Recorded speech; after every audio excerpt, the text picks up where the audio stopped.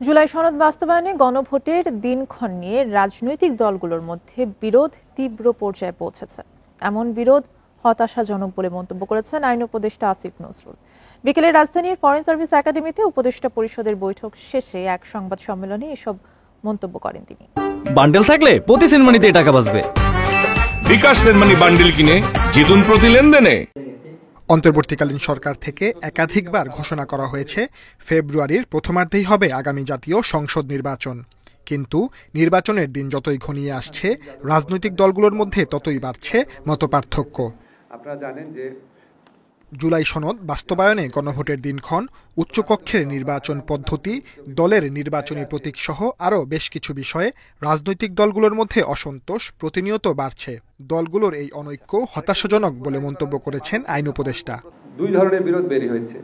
একটা হচ্ছে এটা আপনার কি পদ্ধতিতে পাশ করা হবে, আরেকটা হচ্ছে এই জন্য গণভোট হলে গণভোট কবে হবে। এবং এত দৃঢ় এবং পরস্পর বিরোধী এবং কি বলবো উত্তেজিত ভূমিকা নিয়েছে রাজনৈতিক দলগুলো যারা জুলাই গণঅভ্যুত্থানের পক্ষ ছিল। তা আপনারা যদি এরকম একটা ভূমিকা নেন তাহলে সরকার কি করবে?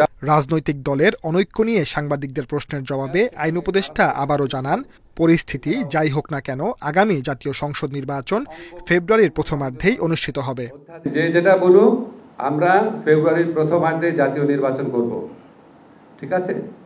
আর নির্বাচন করলে এরপরে নির্বাচিত পার্লামেন্টের সংস্কার করার কোনো দায়িত্ব থাকবে না, সব আমাদেরই করে যেতে হবে।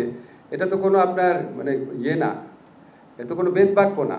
আমরা যতটুকু পারা যায় করে যাব। বৃহস্পতিবার উপদেষ্টা পরিষদের বৈঠকে জুলাই স্মৃতি জাদুঘর অধ্যাদেশ, জাতীয় মানবাধিকার কমিশন অধ্যাদেশ এবং মানবদেহে অঙ্গ-প্রত্যঙ্গ প্রতিস্থাপন অধ্যাদেশ চূড়ান্ত অনুমোদন পেয়েছে।